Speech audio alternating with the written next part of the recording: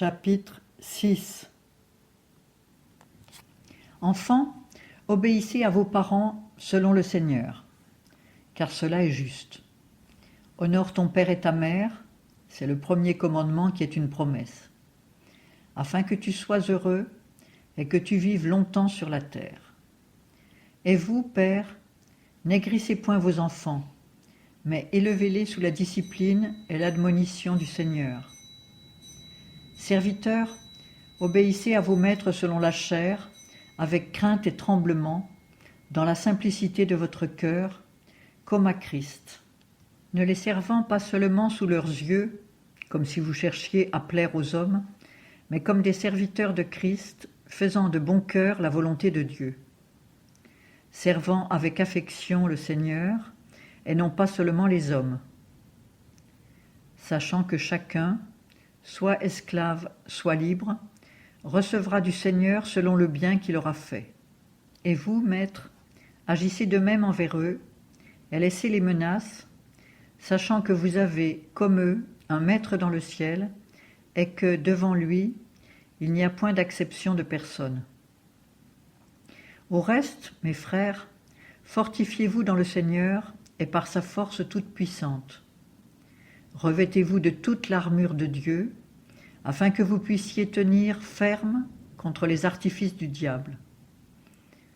Car ce n'est pas contre la chair et le sang que nous avons à combattre, mais contre les principautés, contre les puissances, contre les princes des ténèbres de ce siècle, contre les puissances spirituelles de la méchanceté dans les lieux célestes.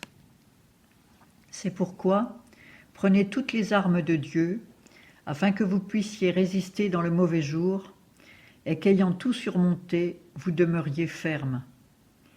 Soyez donc fermes, vos reins ceints de la vérité, revêtus de la cuirasse de la justice, les pieds chaussés du zèle de l'évangile de la paix, prenant, par-dessus tout, le bouclier de la foi, par le moyen duquel vous pourrez éteindre tous les traits enflammés du malin.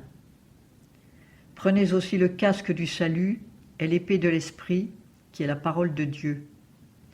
Priant en tout temps par l'esprit par toutes sortes de prières et de supplications, et veillant à cela en toute persévérance, et priant pour tous les saints, et pour moi aussi, afin qu'il me soit donné de parler librement, avec hardiesse, pour faire connaître le mystère de l'Évangile, pour lequel je suis ambassadeur dans les chaînes, en sorte que j'en parle avec hardiesse, comme je dois en parler.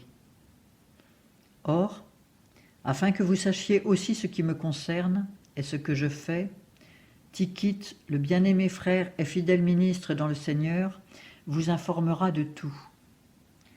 Je vous l'ai envoyé exprès, afin que vous connaissiez ce qui nous concerne et qu'il console vos cœurs.